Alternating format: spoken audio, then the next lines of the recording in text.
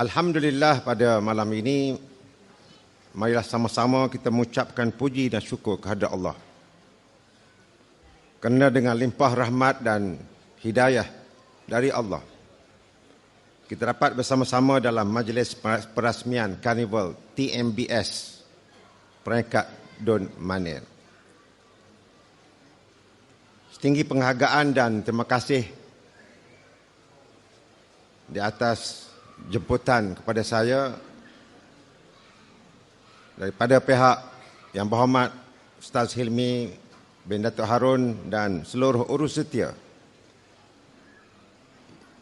yang bekerja keras untuk memastikan TMBS di Don Manir ini dapat dijalankan dengan jayanya, insya-Allah. Karnival TMBS ini adalah merupakan satu inisiatif daripada pihak kerajaan negeri untuk mewujudkan satu ruang, satu keadaan, satu medium bagi mendekatkan kerajaan dengan rakyat. Dan melalui penganjuran program sebegini, penerangan berkenaan dasar-dasar kerajaan dapat terus disampaikan kepada rakyat. Di samping itu, saya percaya bahawa TMBS di Don Manir ini juga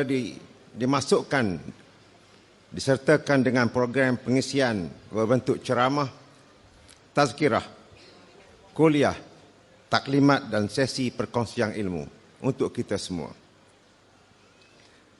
Karnival ini menjadi satu ruang yang terbaik bagi kerajaan untuk memaklumkan apa yang kerajaan buat.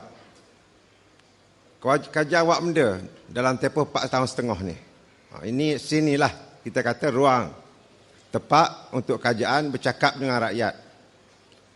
Dalam masa yang sama juga, rakyat bercakap dengan kerajaan. Termasuklah rakyat menjadikan TMBS ini sebagai ruang untuk mendapat maklumat yang tepat daripada kerajaan. Tambah pula zaman ni, hodok belaga dalam media sosial ni macam-macam. Hak betul, hak tak betul, hak tak logik pun ada belaka dalam pelbagai bentuk. Kadang-kadang kita jadi serabut. Kadang-kadang nak percaya pada hadak betul. Maka ruang TMBS ini sepatutnya dimanfaatkan oleh kita semua untuk mendapatkan maklumat yang betul, maklumat yang sahih. Para hadirin hadirat yang dihormati sekalian,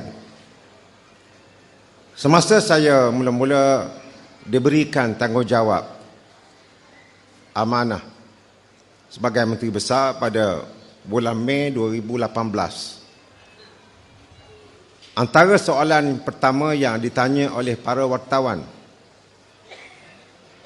tak sampai setengah jam lepas Kak Supah ditanya dah, apa MB nak buat dengan dasar-dasar dan projek-projek yang dilaksanakan oleh kerajaan yang terdahulu.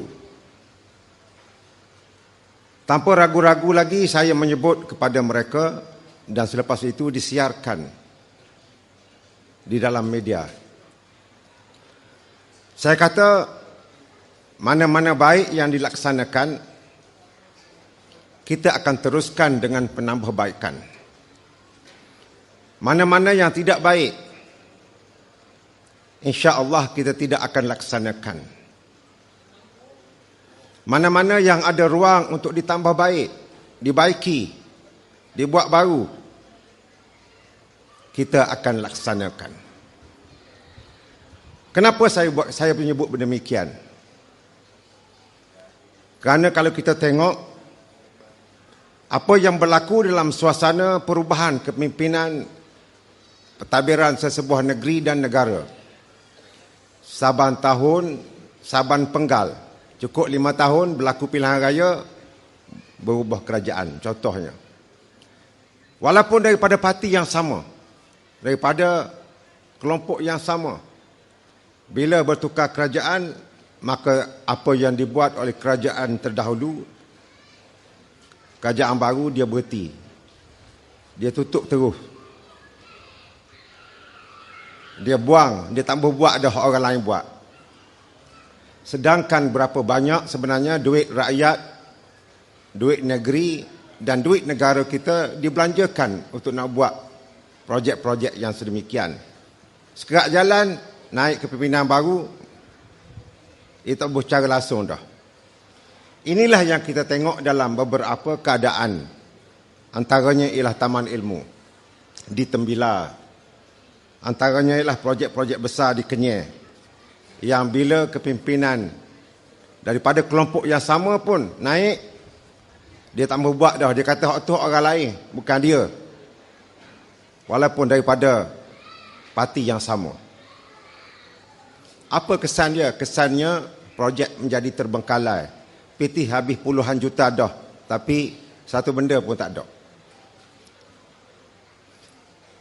Berpolitik, berkerajaan cara ini haruslah kita tahu jauh-jauh.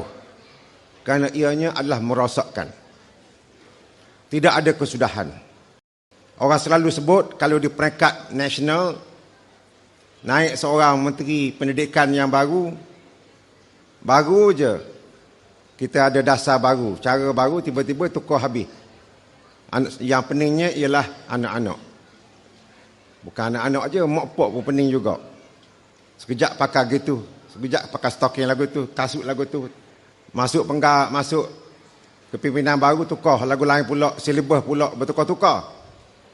Ini adalah keadaan perubahan yang memeningkan rakyat. Sebab itulah di negeri Terengganu ini, mana-mana yang boleh kita perbaiki, yang telah dibuat, kita ambil jalan, kita perbaiki. Sebab itulah dalam tempoh 4 tahun lebih pentadbiran secara bersama, termasuklah Yang Berhormat Ustaz Hilmi, kita membaik pulih dan menambah baik projek-projek, syarikat-syarikat dan inisiatif yang dilaksanakan di Terengganu. Alhamdulillah, dengan pendekatan yang dibuat itu, hak mana dah siap, kita siapkan. Sebab kalau tidak, kalau guna formula yang lama oleh mereka yang lama, naik hak baru, berhenti, jadi sekong situ. Jadi gajah putih. Kita tambah buat gitu. Antara penambahbaikan dan perkembangan yang kita laksanakan. Pertama, macam-macam lah kalau nak bahas malam ni sampai pagi esok kita. Terhadap syarikat-syarikat di bawah kerajaan negeri atau GLC. Contohnya Hotel Permai. Buat pertama kalinya mencatatkan keuntungan setelah 12 tahun mengalami kerugian. Sebelum pada kita ambil alih, tak pernah untung. Rugi semua. Alhamdulillah telah kita ambil alih. Kita telah mencapai keuntungan di Hotel Permai. Iaitu hotel sebuah milik kerajaan negeri. Hotel Paya Bunga, hak tengah bandar tu, yang telah dibina sejak tahun 2010-2012, terbengkalai. Terbengkalai dia benda? Sekong lah. Orang kita panggil. Sekong situ. Tak siap-siap. Masalah kau tu, masalah benda ni. Tak siap dan tentulah tak boleh buka.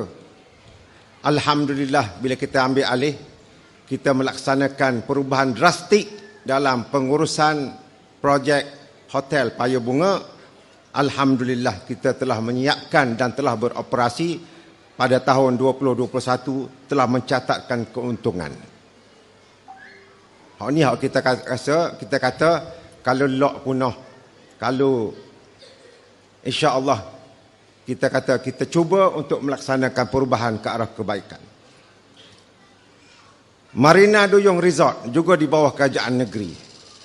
Sebelum ini mencatatkan pendapatan antara 5 hingga 6 juta setahun.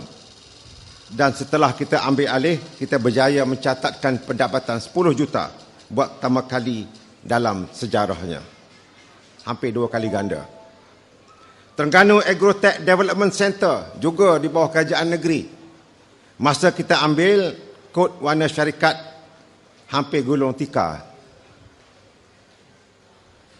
Nak kena buku dah. Dan hanya ada 15 orang pekerja. Kita ambil alih, Kita buat perubahan drastik, melaksanakan amanah ini.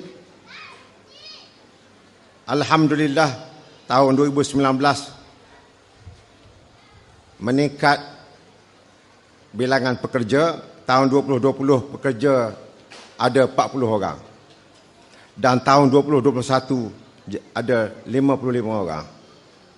Daripada kod warna yang hampir uluh tikar, alhamdulillah ianya berjaya diselamatkan dan dapat bergerak menjadi salah satu agensi yang penting kepada negeri Terengganu. Banyak lagi lah kalau kita nak sebut, selain daripada bila kita ambil alih bermacam-macam hutang, piutang dan saman yang kita terpaksa hadap. Tapi alhamdulillah, berkat pertolongan Allah Subhanahu Wa Taala dan kerja keras semua ahli-ahli yang berhormat dan doa daripada tuan-tuan sekalian, alhamdulillah banyak GLC ini dapat diselamatkan, dan hanya ada berapa saja yang tidak dapat diselamatkan dan terpaksa ditutup kerana dah berbelah-belah tahun sebelum ini tidak beroperasi, hanya duk bayar yuran je. Tuan-tuan dan puan-puan hadirin hadirat sekalian, saya cerita ini supaya kita dapat gambaran bahawa cabaran bila kita mengambil alih kerajaan negeri Terengganu ini adalah umpama kita pergi satu tempat, kita nak beli rumah. Masa iklan dalam surat khabar ataupun dalam mudah.my tu, gambar lawa, comel, kita pun pergilah. Kita tengok rumah tu comel. Rumah banglo sebutir. Di halaman rumah ada pokok bunga macam-macam. Lidah buaya ada, bunga ros ada, comel. Kita tengok daripada luar pun comel juga. Cat. Memang cat baru lagi. Kita nampak daripada luar pun atap pun ada. Bila kita naik atas rumah, nak rebah kita. Tengok-tengok atas rumah, kursi benda pun tak ada, nyakut korang habis. Pergi dapur tengok-tengok, dapur pun tak ada. Peti sejuk apatah lagi. Sakit perut nak pergi bilik air, tengok bilik air tak boleh pakai, air pun tak ada. Rupa-rupanya tengok atap bocor. Kok luar nampak comel, tapi hakikatnya penuh dengan perkara yang perlu diperbaiki. Itulah gambaran bila kita ambil alih kerajaan. Maka bagaimana cara untuk kita lakukan pendekatan bagi membaiki rumah itu supaya kita boleh masuk, duduk dan rasa selesa? Kita pun buat senarai. Senarai apa perlu dibeli dan apa yang perlu dibaiki. Kita buat senarai. Baiki atap, baiki parit, baiki latar. Nak kena beli katil, nak kena beli peti sejuk, nak kena beli mesin basuh, nak kena beli kursi pak duduk, nak kena beli lembek. Macam-macam. Lembek nak kena cadar pula. Pitih kita ada sikit. Nak tengok ke mana? Pilihan kita ialah kita tengok senarai yang ada tu, maka kita buat pertimbangan. Hak mana hak kena beli dulu, hak mana kena beli kemudian. Nak dapur dulu ke nak lembek dulu? Tak apa, kita kata tidur atas latar dulu. Dapur tak ada dapur, tak berasak dapur, tak boleh makan benda. Nak rebus air pun tak boleh. Nak baiki toilet dulu ke nak beli katil dulu? Katil tak apa, kemudian, tapi kena baiki dulu. Toilet kena tengok elektrik ada ke tak. Maka kerajaan begitu jugalah. Terlalu banyak perkara yang perlu, yang kita nak buat. Saya masih ingat apabila kita melakukan libat urus, bertemu dengan rakyat, berdialog pada tahun 2018 dan 2019 sebelum Covid. Kita pergi ke daerah-daerah dan tanya apa yang rakyat nak daripada bajet. Macam-macam perkara yang dicadangkan. Alhamdulillah, rakyat kita sangat responsif, sangat baik memberikan cadangan. Kalau senarai itu ada 100, sama macam rumah yang kita masuk yang rosak tadi itu, ada 100 perkara yang perlu kita buat, baiki, kita beli. Tentu oleh kerana pitih ada banyak setuju, maka kita kena buat senarai hak mana dulu, hak mana tahun ni, hak mana tahun depan. hak mana tahun lepas pada tu. Itulah juga cara kita menangani masalah yang ada dalam negeri kita. Kita ada banyak pitih banyak ni. Kerosakan yang ada tu macam-macam. Kita nak biar kerosakan itu ke atau kita terus buat pembangunan infrastruktur supaya orang tengok. Kerajaan selepas ambil alih ni kita buat macam-macam bangunan tinggi-tinggi. Kita buat bangunan sampai ke laut nampak. Ataupun kita uruskan masalah rakyat kita dahulu. Itu yang dinamakan sebagai fiqh aulawiyat. Kita menentukan mana yang utama, mana yang kemudian. Tak boleh sekaligus belaka. Ni cakap hal negara, cakap hal rumah. Di rumah masing-masing, anak kita 5 orang. Anak 5 ada hak sekolah, ada masuk universiti, ada hak sekolah menengah, ada sekolah rendah. Pitih kita ada 100. Anak hak duduk universiti kata nak kena beli buku, ayah, berapa harga? Kita tanya. Dia kata adalah 20 riyal. Anak hak duduk di sekolah rendah pula kata nak uniform. Berapa uniform? 15 riyal, 20 riyal. Hak sekolah menengah pun ada juga nak kena beli kalkulator. Berapa riyal? 20 riyal juga. Capur-capur tak cukup. 100 riyal tu boleh lah habis 50 riyal untuk anak-anak, 50 riyal nak makan, nak berminyak motor, macam-macam. Maka apa yang kita buat? Secara naturalnya tuan-tuan akan tanya anak, hak masuk universiti nak pakai 50 riyal ni bila? Minggu depan ke bulan depan? Tanya anak hak sekolah rendah kata, hari Senin ni dah nak kena pakai pitih, nak kena beli baju uniform. Hak sekolah menengah kata minggu depan. So kita nak buat mana? Kita sesah hak mana dulu, hak mana dulu. Hak hari Senin ni, hak mana minggu depan. Danlah kita cari untuk yang bulan-bulan yang akan datang. Itulah juga cara kita menentukan mana yang utama, mana yang kemudian dalam menguruskan negeri. Projek-projek baru yang memberi tekanan keuangan kepada kerajaan negeri, kita kemudiankan dahulu. Kerana kita menyelesaikan mana-mana yang terbengkalai, mata tangguh. Dan tentunya bila kita berdepan dengan COVID, kita utamakan kebajikan masalah rakyat kita dahulu. Rakyat kita pula macam-macam. Ada yang makan pun tak cukup. Ada yang makan lebih. Ada yang makan sedang-sedang. Kita kena buat pertimbangan hak mana dulu kita nak utamakan. Sebab itu saya percaya semua di kalangan tuan-tuan dan puan-puan dan rakyat yang ada di negeri Terengganu ini memahami keadaan ini. Dan insya-Allah dengan berkat doa semua, insya-Allah dalam kesempatan tabiran yang akan datang, penggal yang akan datang, insya-Allah kita percaya apabila masalah yang terbengkalai ini dapat kita selesaikan pada penggal ini dan janji kita 20 perkara itu dapat dilaksanakan sepenuhnya. InsyaAllah bulan depan, sebelum berakhir bulan depan ini, kita akan genapkan janji 20 perkara dalam semasa penggal kita merintah pada kali ini. Dan insya-Allah pada kesempatan penggal yang akan datang, kita akan melaksanakan perkara-perkara yang dinanti-nantikan oleh tuan-tuan dan puan-puan. Yang duduk tunggu, ada setengah duduk tunggu. Mana projek besar-besar, hak baru-baru di negeri Terengganu ni, insya-Allah kita baiki hak mana boleh dulu.